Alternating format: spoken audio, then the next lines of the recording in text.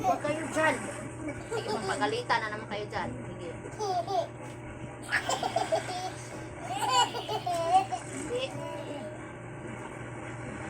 Hindi.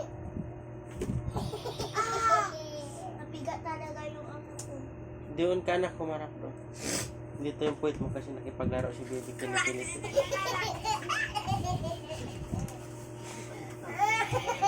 Ikaw yung puwit.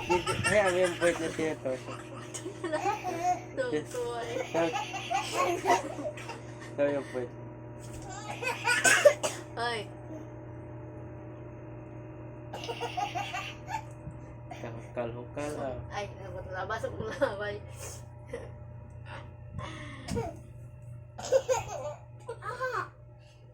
Nakukulay aray. Mao. Na maganda. Kaya mo lang para tumaano siya. Kasi naman, ang dami palang kalat. Talaga. Sa init pala talaga siguro yung nang ano-ano nyo dito, no? Sa init yan. Anak talaga dati, gulat ang pagligo. Ang daming pantal. Naku, huwag kang magkapakagat ng lamok, ha? Bibi oh. Tosok mo sa puwit niya. Yan ang sakit lang. Hindi, karton lang yan. Sige. Para matutuwa. Tosok nito.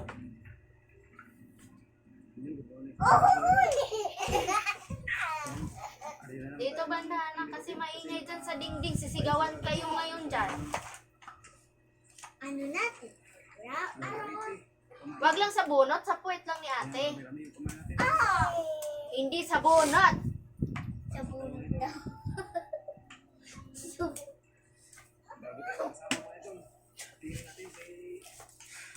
Umpisa na.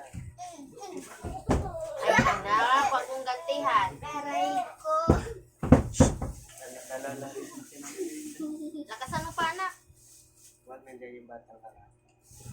Maliit. Lakasan mo pa. Umiiyak dyan yung nakarang madaling araw. Siguro umiiyak. Ano ba? Nagagawa yung tao eh. Ano ba naggagawa ako?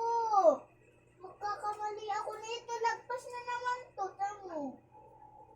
Bebe, wala ka ba ibibigay niya na? Like mga iba mong gamit, hindi nagagamitin, para hindi makulit. Diba ang dami yung nakita ko ganito doon? Oo. Pakulayin mo nga dito. Dali na. Bali na. Sama ka ni ate, dali na. Bali na yung mga crayon na yun. Hindi yung pencil, hindi crayon.